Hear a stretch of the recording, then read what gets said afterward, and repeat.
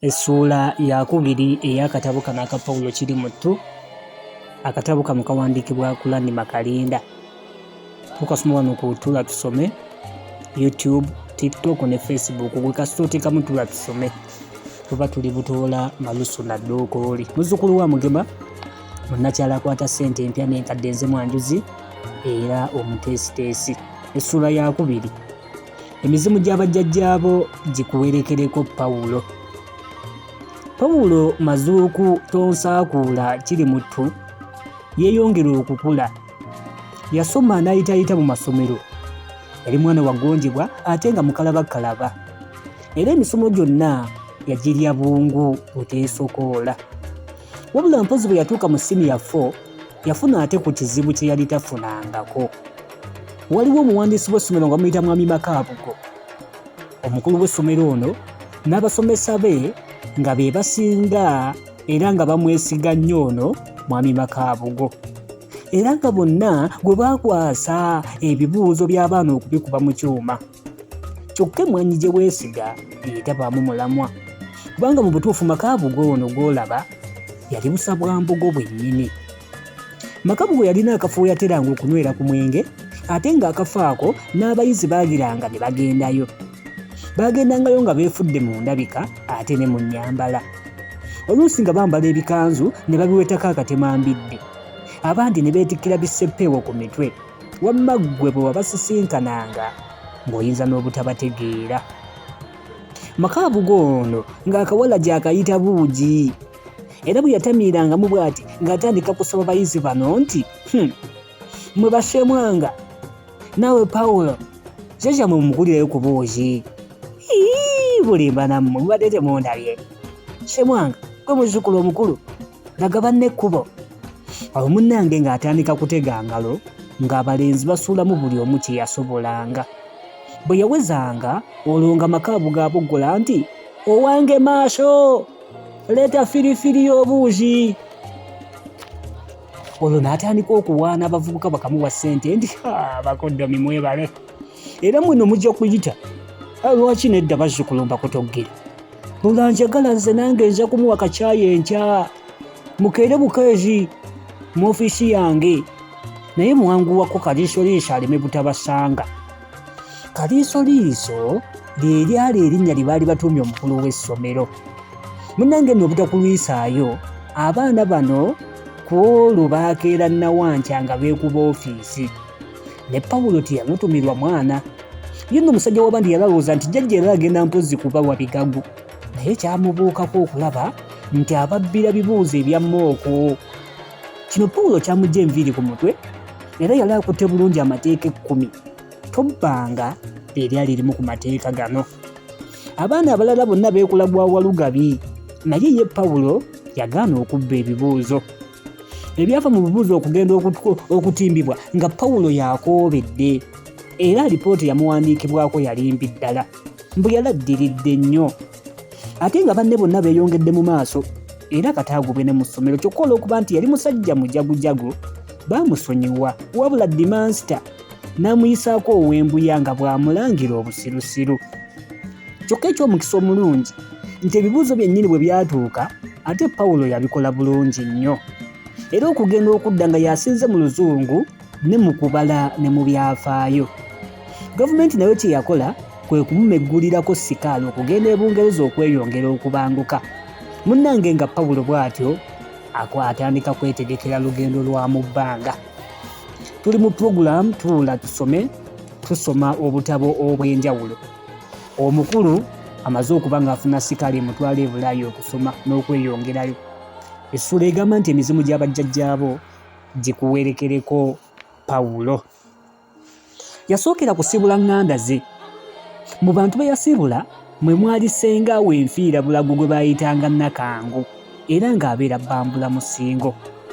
Basi ya Sulemaani Sserwanga, Pawulo yamutuusa bulungi ekikanduwa mu Ssingo, era olwamussa ne yeepekecca olw'Ebbambula gy'emitala emirundi 6.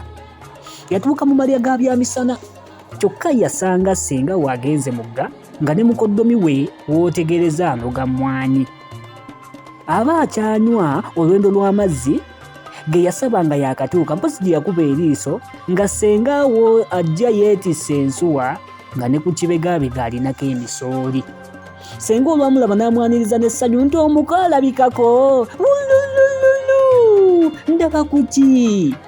Omulenzi nti kunze ssenga, era dde ye yaddirira, era omukyala kwe kutumira eyalanoga emmwanyi.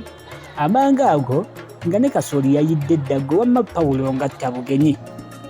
Pawulo y'omu ku bagenyi abatono ennyo abaali baakakyala ku kyalo ekyo nga tebayisibwamu maaso. Yayambala kizungu kyennyini, sseruwale n'essaati mmyufu, olwo n'assaako engatto enzirugavu. N'asiba n'ekikoola ate ku maaso n'ateekako gaalubindi. Era mwana mulenzi buli we yayitanga nga bamugobereza maaso. Bassenga we yamuviira mu sseggwanga nnamba eya Lujumba. Baali balya Pawulo n'ategeeza ssenga we ne mukoddomi we nga bwe yalaze okubasiibula, kubanga yali agenda mitala w'amayanja. Ko ssenga we nti mitala w'amayanja wa Bugerere, kale ononayo ki? Ogenda kumalayo ennaku mmeka? Pawulo nti ssenga, sigenda Bugerere, ngenda Bulaaya. Ssenga we kwe kumugamba nti wa Bulaaya? Simanyi nawe oyagala kugenda kuzaayira eyo nga munno oli Ssensalire mutabani wa Bulayimu bwe yazaayirayo. Batugamba nti yabuukira mu nnyonyi na guno gujjwa taddanga. Ssenga era kyamubuukako, Pawulo bwe yamugamba nti yali waakumalayo emyaka 4 miramba. Ku ssonga we nti kwe kugamba ogenda butadda? Olwo alituziika y'ani? Yate kambuuze, oliryanga mmere ki? Myaka 4 oliddewo akaatuuka dda? Tulabye naagaliva mu nsi nga tetulina basika. Owa kino kitalo. Yali akyeyongera okwewuunya ate n'abuuza Pawulo gy'alisulanga. Ye Pawulo kwe kumugumya nti ssenga, emyaka 4 si mingi nnyo nga Katonda atuwadde obulamu. Olwamala okulya, ssenga wa Pawulo ono n'atuma kawala ke akakulu ke baayitanga Nanziri, mpozi okugenda okunona looza nebba baliraanwa baabwe, ate ne Bezero ne Fosolooza ab'omu ddembo batere bajje balabe ku mulamazi nga tannagenda. Kaali kabulirayo n'akalagiriza nti ne Kolombaani ne Namwandu ne Bannamata bonna bayite, newaakojja Mutumba nayo era neewa. Wano bba eyali omusaaze ennyo we yamusalira ekirimi nti ekyalo kyonna lwaki nno tokiyita? Gwate se omusajja watuyisa yagwoleseeyo mubodde lwakuba munyolo. Bwe yawulira Pawulo bw'agenda e Bulaaya yaddukanga zambwa mpozi atera ajja amwerabireko. Naye looza bwe yatuuka n'ayita Pawulo nti bazze jangu nkulereko, obwami wange ogenda kundekawo. Mu butuufu buli muntu yenna yagala nnyo okukwata ku Pawulo, oba kale okumulera oba okumukwatako mu ngalo, nga kye baagala kwe kulabira ddala oba Pawulo yali akyali muntu nga bo, oba kale yali afuuse omuntu omulala okuva lwe yali agenda e Buzungu. Ate abamu baatandika n'okumusibirira.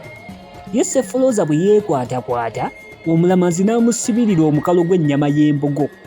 Era bwe yali amusibirira n'amulaamiriza nti muzzukulu guno oli gusekuliranga mu binyeebwa ng'otuuse eyo. Looza ye yamuwaayo eggi limu ge yajja ku magi agaali gaakamaamibwa okumala ennaku 3. Kolombaani yamuwa Simooni yakweguliramu kagaati ng'atuuseyo gye bali ebikalo bitaaka. Nkubuulidde ntya? Pawulo yagenda okukyaluka nga kyatafunye empozi nga ku kyalo tekiriiko bubeezi. Yali tannasitula kudda wa kitaawe. Ssenga we yamusibiriza ebigambo n'essaala. Yamukuutira okulowoolezanga ku bazadde be era ne ku baganda be, ng'ali eyo ebweru mpozi ne bw'ali baira akomawo. Yamukuutira obutawasa mazike kubanga ku kyalo ky'ewaabwe ekyo kwaliko omuwala Nalwanga bwe yali amusaanyiza. Mbu omuwala ono yali wa kisa era ng'amanyi nnyo okukola emirimu ate nga muwulize era nga waggonjebwa. Awo yagirayo entugga n'agimunaanika ku mukono gwe ogwa kkono. Eyo yali yakumuwanga mikisa. Ate n'amuwa akasiga akaddugavu bezzigizigi. N'amukuutira mpozi okukatungira mu mpale mbu ng'olwo alisobola okuvugana ne bakalimagezi bakyeruppe. Yamuwerekerezaako emizimu gy'abajjajjabe bonna nti emizimu gy'abajjajjabe gikuwerekereko osinga abazungu bonna. Tuli mu pulogulaamu tuba tusome. nze muzzukulu wa Mugima munnakyalo omubwati akwata ssente empya n'enkadde omwanjuzi era omutesitesi. Wonna woogenda teekamu tula tusome. YouTube tula tusome, TikTok tula tusome, Facebook tula tusome. Ate ng'okujjukiza nti tusoma akatabo kano live ku TikTok buli ssaawa 6 ez'ekiro. Tusoma obutabo obw'enjawulo, tusaanye kusubwa otwegattangako ne tunyumirwa. Akatabo Pawulo Kirimuttu kawandikibwa Cranmer Kalinda. Akatabo kano kanyuvu, owulidde obulamu bwe butambula. Pawulo Kirimuttu abadde agenze sibula ku bantu be, agenda Bulaaya kukakkalabya misomo. Pawulo ng'anaasitula ng'enkya yasula emmeeme emuluwooleza. Yigiranga ne yeebuuza nti ennyonyi nayo yalinga bbaasi y'ewaabwe Bujonjo eyatikkanga abasaabaze ne batuula ne ku bannaabwe. Ne yeebuuza nti Ebungereza nayo yali eriyo ettaka ng'ewaabwe ewa binoga. N'addamu ne yeebuuza nti bannaaye abantu b'e Bungereza ddala baali tebalya bantu.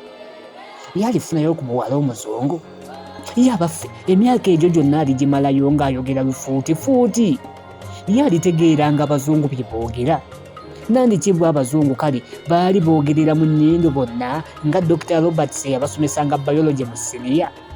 Ne yeebuuza ne kino nti bw'alikomawo aliba akyamanya olulimi lwe. Ye abaffe luliba lukyamugasa ki? Essuula bwe weekoma emizimu gy'abajjajjaabo gikuwerekereko Pawulo. Nange sisobola kusukkawo bwe tuddamu sisinkana egenda bassuula ya 3 egamba nti okutambula kulaba okudda kutenda. Weekumire ku mukutu muzzukulu wa Mugima munnakyala akwata ssente empya n'enkadde okwagaliza birungi byerere. Ssaabasajja Kabaka awangaale.